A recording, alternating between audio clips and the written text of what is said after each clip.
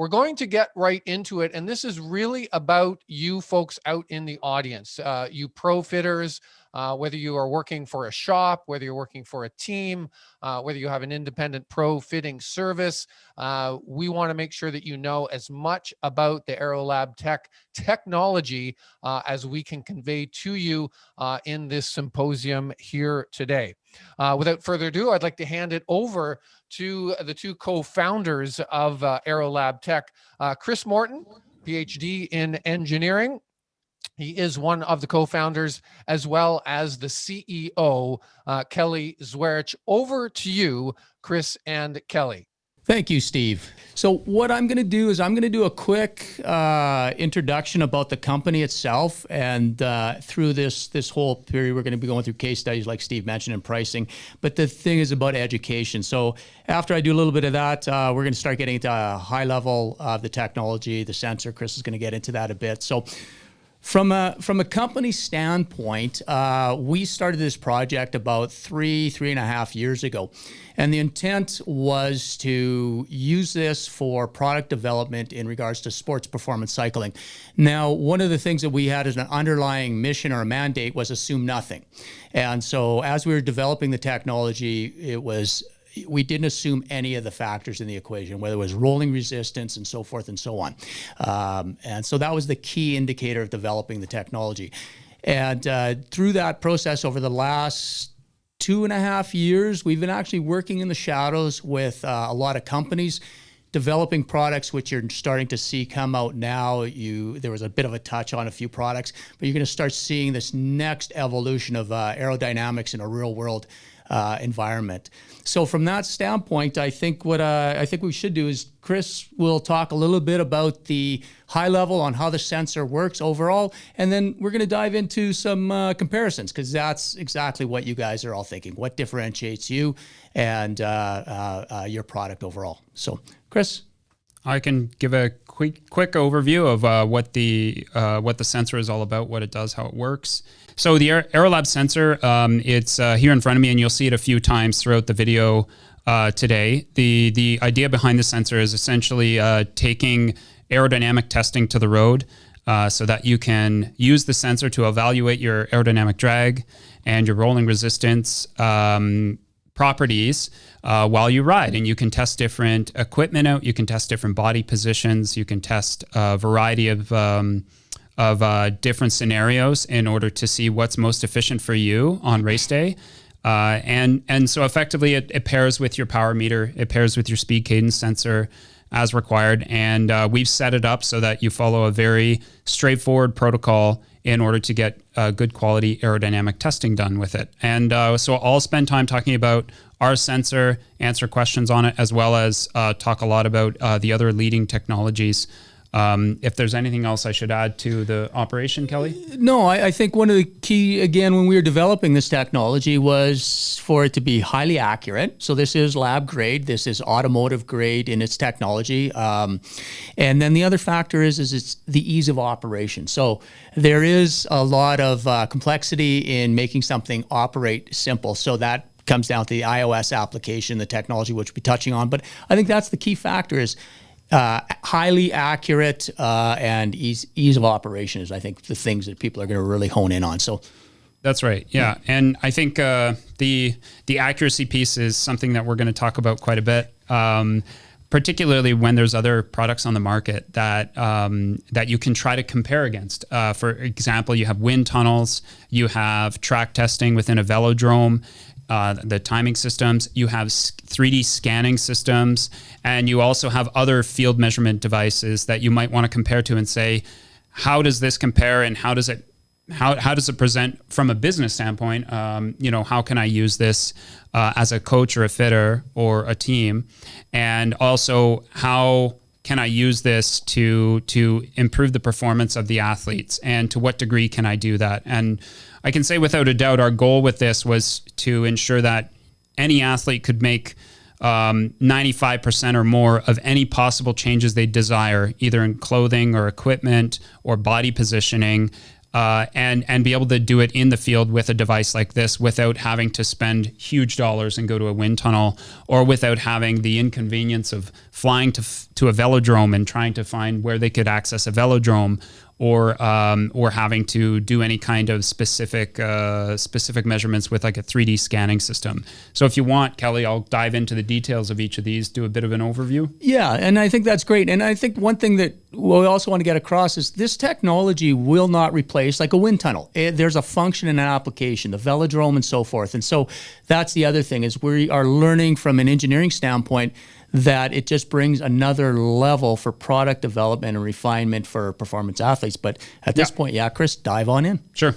Yeah. So in wind tunnel testing, I personally, I'm a professor at the University of Calgary, and my work is in aerodynamics, experimental aerodynamics. I have several wind tunnels that I operate, use computational tools, and field testing with the development of our Aerolab sensor. So in wind tunnel testing, if you were going to do a wind tunnel test on an athlete, just to give you some context into the degree of sensitivity as well as the degree of care that is taken, you go into a wind tunnel that's a full-scale wind tunnel that will allow an athlete to be fitted. The athlete mounts onto their bike, and a force plate that's underneath the tunnel floor will measure the drag forces acting on the rider under very controlled, nice wind conditions.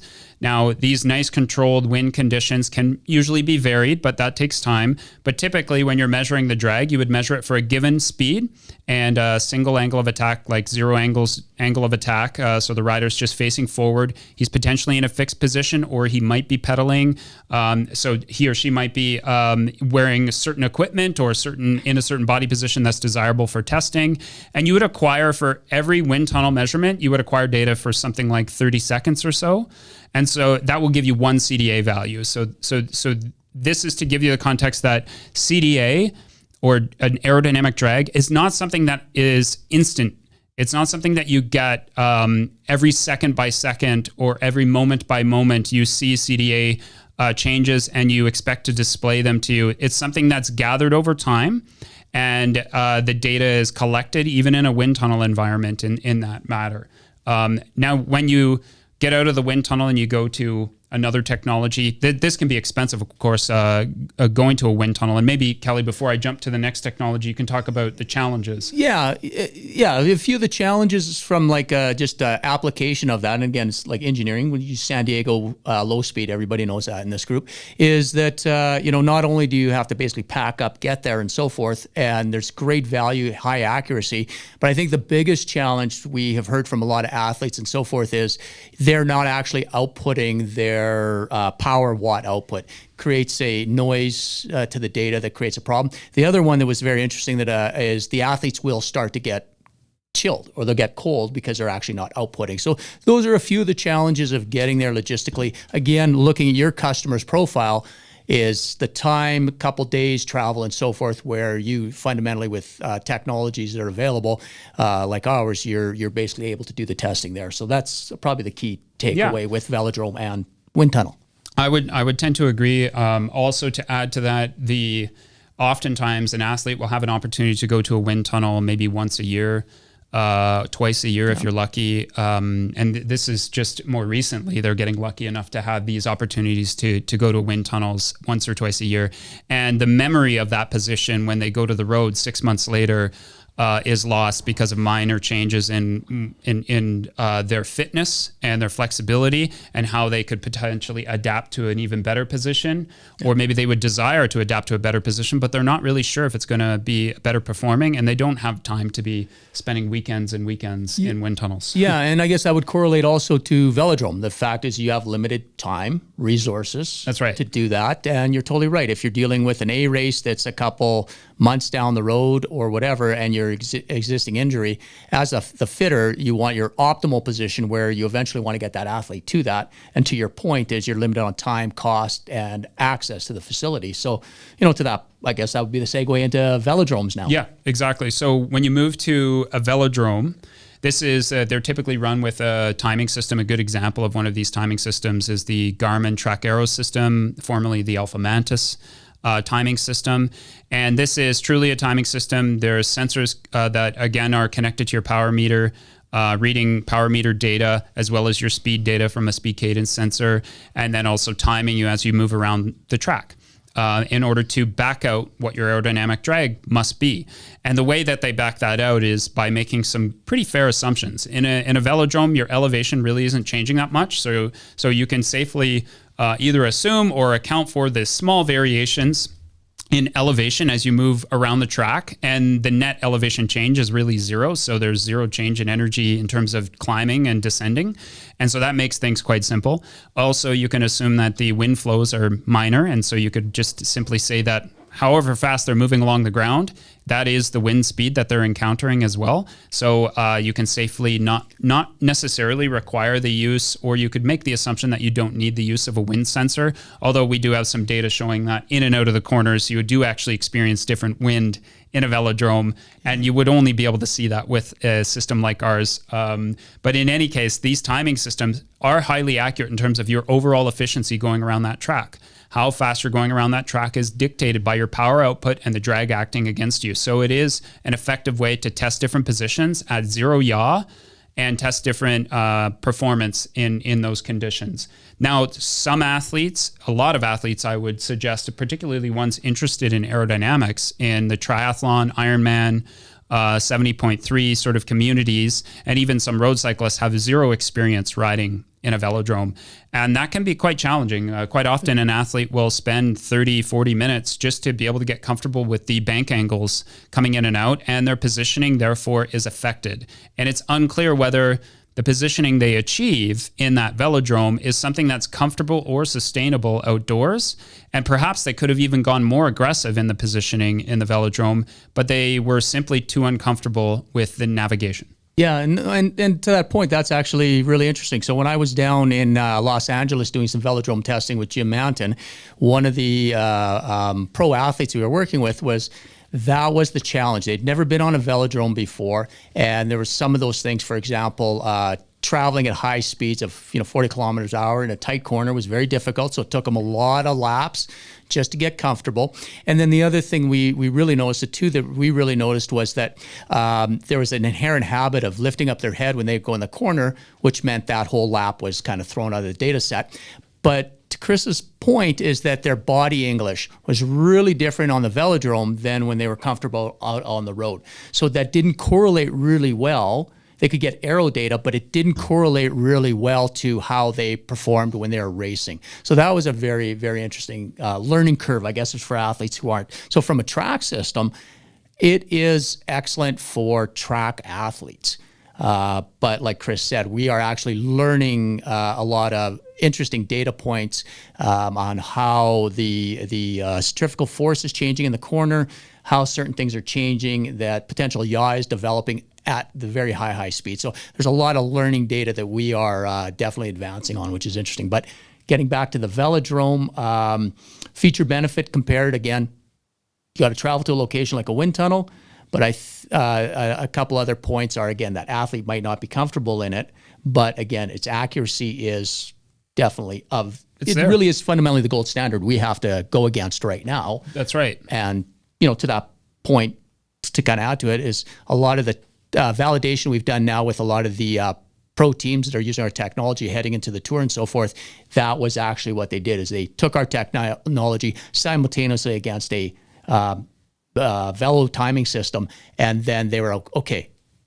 The match is there. Now let's see what this does above and beyond what we have available to us. That's right. And it also, discussing these important aspects of what the differences are between a wind tunnel, between a velodrome, between a field test, which we're getting to, where we're going to get to the field test with our aero sensor and how that behaves.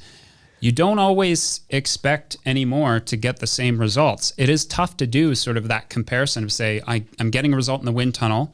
And then if I go to a different wind tunnel, I potentially am going to get a different result because the force plates are slightly different. The wind flow that it generates is slightly different. Then I go to a velodrome and I'm not as comfortable. And so I end up with a different value there. So which one's the right value? And then I go to a field test and now I have real wind flow conditions that are not the same as a velodrome. And so then I get a different result there. And the point isn't to say that there is a right answer. The point is to say, let's make changes and make you faster. And what's the best way to do that? What's the most efficient way to do that, right? That's a good point. Now we get into repeatability. So the flexibility of our technology to repeatability at different locations, which is difficult for a velodrome, difficult for a wind tunnel. And I guess that might be a segue to talk a little bit about our technology related to other systems that are out there. For some reason, Canada seems to be a bit of an innovator hotbed. Even just locally, we've got the Alpha Manta system, the body scanning system that was recently acquired by Four Eyes, and then you got Notio and so forth. And maybe, Chris, there's a bit of a talking point to the body scanning, Sure. and then we can do some comparables. Yeah. So I'll talk briefly about the body scanning. So one of the more recent systems, and I'm not sure if everyone here is familiar with it, but essentially it's you take a 3D scan of a rider. This could be from the comfort of your home, on a trainer in a garage or whatever. If you have a phone that has the capability to do a three-dimensional scan, or if you have an app that can do that, or you have your own personal 3D scanner, you can scan the entire rider, get a three-dimensional model, and then send that model to a company to run computational fluid dynamics analysis. So basically it's a computer solver for the flow and the drag. And they take your three-dimensional scan to be able to use that as an input file. And this is getting better and better, this type of technology. Some of the challenges with it, of course, with the scanning system is that you're in a fixed position and you have a fixed number of positions that you can do. Each position costs money to run on these solvers, but a very useful intro for people to aerodynamic testing. Now, when we finally move away from wind tunnel to velodrome to 3D scanning from the comfort of your home, now we have field testing. So the Aerolab sensor that's in front of me, as well as any possible other competing devices, such as the two that come to mind are the Notio system, as well as the Aeropod. So first, I'll talk about the what these systems do. So effectively, they measure your power, they measure your wheel speed, and they take in other sensor data in order to do an energy balance to say how much energy at any moment in time or during a course is going into overcoming the rolling resistance, the drag, the drivetrain losses, all of these things, as well as climbing and descending and accelerating. So all of these factors come into play. And part of our job in developing our sensor is to make sure that we account for all of those factors to the highest level of precision so that we determine your drag accurately and repeatably. And so to speak to that, the difference between our sensor and the competing technologies is there's both hardware differences as well as the ease of use and software differences for someone like yourselves, like fitters. So the hardware differences, I can't speak to the types of sensors that the other competing technologies have, but certainly most of them have the same similar IMUs or similar barometric pressure sensors to try to detect changes in elevation and the atmospheric pressure, which determines your air density. A lot of them have temperature sensors, humidity sensors, but ours alone has a multi-hole pitot tube off the front that measures the wind as well as the wind yaw angle. So we're measuring the angle of the wind coming in as well as the strength of that wind. So we can account for the yaw angle of the wind in the CDA calculation, which is important. So your aerodynamic drag can be a function of yaw. And if you don't have that yaw calculation, all you're getting with the other systems is a projection of that velocity in the rider direction. So you're just getting a component of the wind. You're not getting the full wind. And so the calculation of drag gets thrown off a bit by that. And then the second aspect is we have an internal high-grade GPS. And that GPS system allows us to implement very, very precise protocols for positioning. And I'll give you a basic example of that. If you're moving at, let's say, 10 meters per second, which is about 36 kilometers an hour, roughly. So you're moving at 10 meters per second. A typical GPS sensor in, say, a Garmin would log data 1 sample a second. So every second it logs your position. In 1 second, you could travel 10 meters. And that means that you could have 10 meters of error in your data that you've collected. You could have a 10-meter error in distance that you traveled and a possible error in the elevation that changed over that 10 meters. And that would happen when you head out and when you come back from any kind of test. And effectively, that can add to the error in your measurement quite significantly. So our GPS sensor in it is collecting at closer to 30 hertz, where we find that that's necessary in order to get precise tracking of your positioning and be able to have very precise placement of your start and end points of your test zone and where you're getting your results from. Yeah, no, and that's good to point out, because like one of the things that we are doing, again, lab grade, high-end sensors, we are using automotive grade GPS. So the accuracy is excellent. And even in that scenario, we are actually running 2 microprocessors within our sensor unit. So as Chris mentioned, something like a GPS that's in your watch, this is normally an $8 or $9 item, where we are in the hundreds of dollars for our GPS alone. So that just the quality of the sensors, the system itself, just leads to high quality end results, especially at low speed, as Chris has indicated. So from that standpoint, I think we've talked about a lot there, so we can do a Q&A shortly. But I'd actually like to touch a little bit on, we had questions around the technical working group. So things like, is this going to be available on other head units? Because we currently use the Connect IQ app with the Garmin.